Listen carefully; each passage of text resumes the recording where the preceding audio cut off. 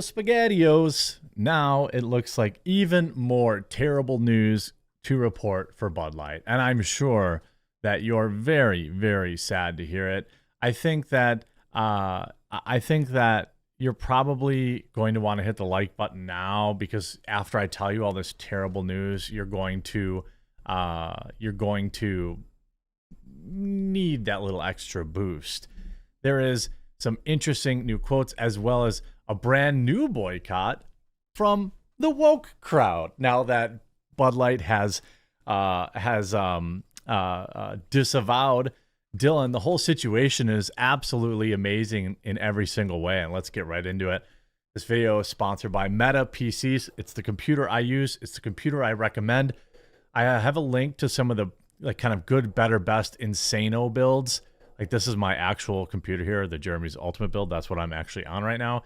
But they also have complete customized builds. They have laptops. They have financing, veteran owned, 100% non-woke, and they've backed my channel for years. So hop on over to their website, link in the description, open up that chat box, start talking, tell them the quartering sent you. They love that. And get yourself a new PC or laptop. Bud Light will, quote, be extinct in a few years for disavowing Dylan, activist says. The attempt by Bud Light to Bud Light's parent company, Anheuser-Busch, to distance itself from Dylan put the iconic American beer brand at risk of, quote, going extinct, according to an LGBTQ LMNOP activist. Stacy Lentz, co-owner of New York's historic gay and lesbian landmark Stonewall Inn, told Newsweek that Bud Light missed an opportunity to stand by their commitment to the trans community by pandering and giving in to transphobic outcries. Anheuser-Busch CEO told investors on the earnings call Thursday that the company was disavowing ties to Mulvaney. Quote, we need to clarify facts that this one influencer, one post, and not a campaign, he said. He also was attempting damage control after calls for a boycott of Bud Light grew in the wake of the partnership. But Lentz and other LGBTQ activists think the company failed to stand behind the trans influencer and stick up for their community.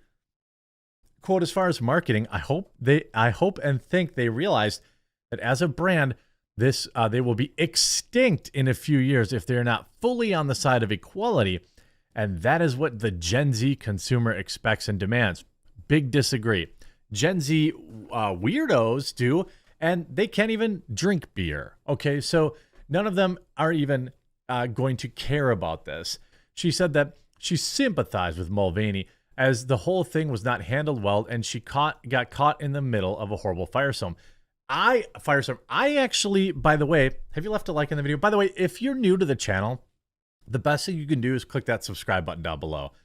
I work 6 days a week bringing news and entertainment, hopefully, to you, and all in the hopes of simply earning your subscription. That's all I ever ask. Sure, I shill my coffee or, Meta or whatever, but really I just want to earn your subscription wherever you're watching, here on YouTube, Rumble, BitChute, Odyssey, and I just greatly appreciate it.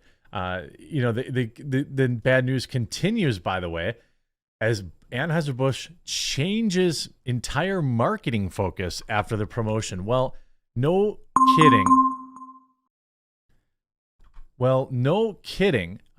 It's been a disaster. The beer giant Anheuser-Busch InBev on Thursday said it would focus its marketing campaigns around sports and music. What?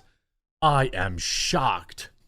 And assigned senior executives to oversee them in the wake of the controversy over the Bud Light promotion.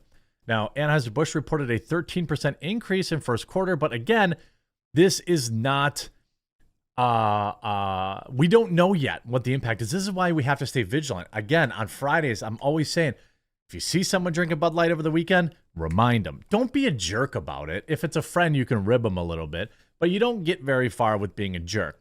Just maybe kindly explain to them what they're supporting and why there are other companies out there that they should support, including local ones. The idea, though, everything we do, I quote, everything we do should be about beer and promoting beer, the CEO said. Beer will always be at the table when a debate is happening, but the beer itself should not be the focus of the debate. They learned. This boycott actually matters. It's hurting their sales. And while they're saying, oh, well, global sales and this and that, and people are investing in the stock, what you have to do is keep up the pressure until the hedge funds finally sell out. Because I assure you, if everyone keeps the pressure up over the next fiscal quarter, which will be the next 2.5 months or so, they are going to have a huge earnings hit, and their stock will plummet. I mean, that's just what's going to happen. But we have to extend, by the way, beyond Bud Light to the entire Anheuser-Busch family. So now that you've switched off Bud Light, it's time to think about what you're actually drinking.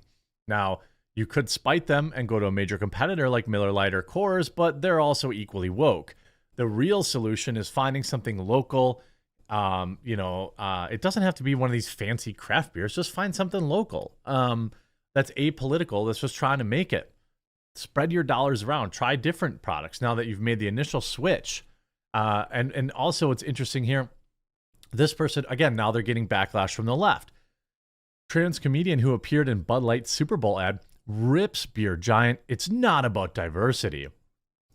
A trans comedian who briefly appeared in a less buzzed about Bud Light ad in the Super Bowl, I wonder why, which promoted gender equity, which equity is a woke term. It's no longer equality, it's equity, which is unfair fairness. Slammed the beer maker's parent company for its handling of the controversy. Ian Harvey, a 54-year-old actor who transitioned from a woman in his 20s, was cast in the Super Bowl ad that aired 7 years ago and starred Seth Rogen and Amy Schumer touting an all-inclusive Bud Light party. The Bud Light party is going to address the issues that matter, Rogen says while at a podium with Schumer, two of the probably least likable characters on earth. It's a party for everyone, men, women, people of all genders. But gender identity, it's really a spectrum, Schumer said. We don't need these labels. It isn't a spectrum. It's a farce, okay? These people, 99% of them are going to grow out of it.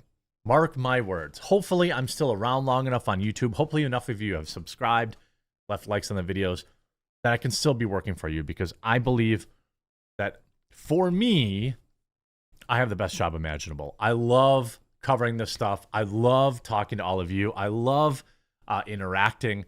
And I'm telling you, this last night there was this idiot on Timcast who's like, oh, 30% of Gen Z or some insane percent all now identifies this.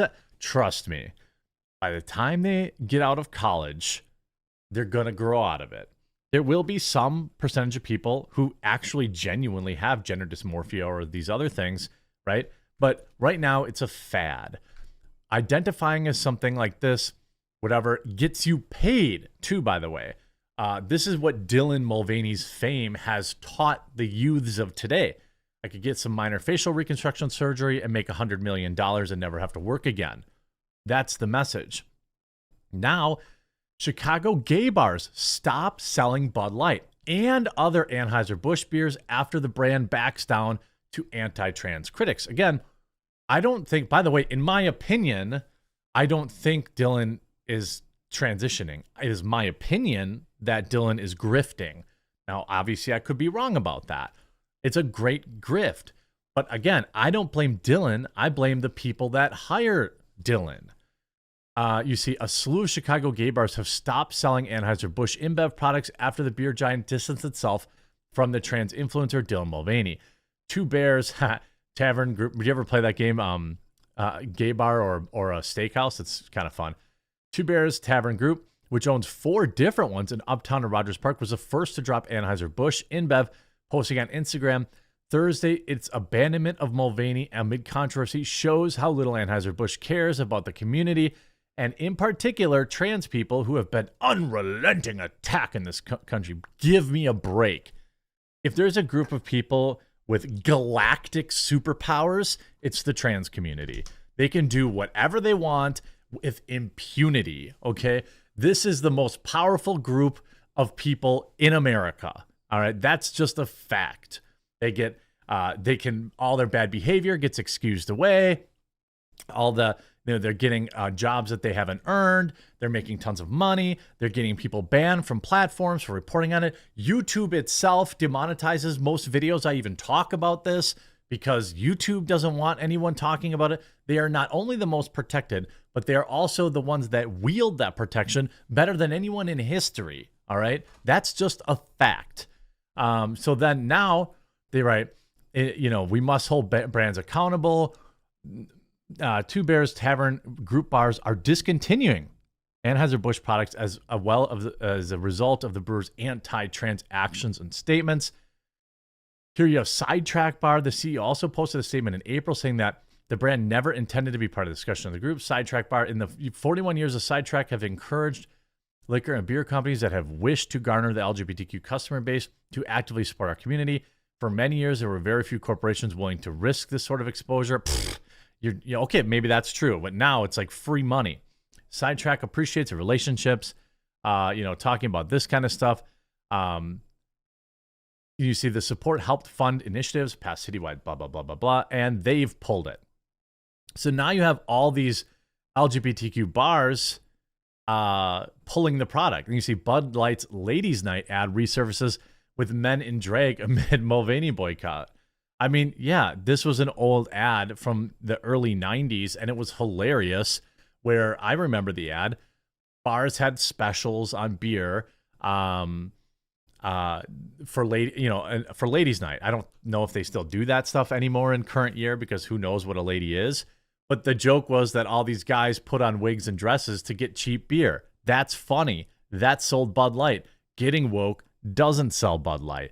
This has been a wild ride, and I've appreciated all of your, interacting with the videos, leaving likes on them, sharing them on Twitter.